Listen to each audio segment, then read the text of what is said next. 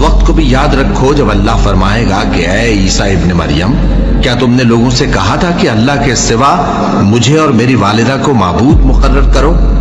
वो कहेंगे कि तू पाक है, मुझे कब शाया था कि मैं ऐसी बात कहता जिसका मुझे कुछ हक नहीं। अगर मैंने ऐसा कहा होगा तो तुझको मालूम होगा, क्योंकि जो बात मेरे जी में है तू उसे जानता है, और जो तेरे जी में है उसे मैं नहीं जानता। बेशक तू अल्लामुल गुयूब है।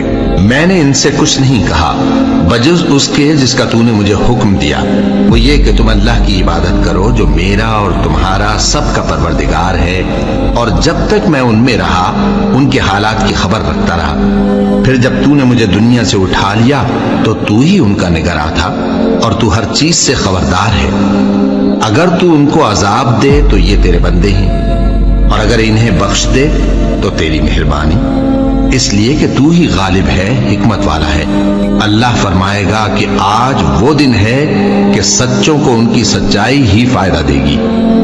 उनके लिए बाग हैं जिनके नीचे नहरें बह रही हैं, हमेशा हमेशा वो उनमें बसते रहेंगे। अल्लाह उनसे खुश है और वो अल्लाह से खुश हैं। यही बड़ी कामयाबी है। आसमान और जमीन और जो कुछ इन दोनों में है, सब पर अल्लाह ही की बादशाही है, और वो हर चीज पर कादिर है।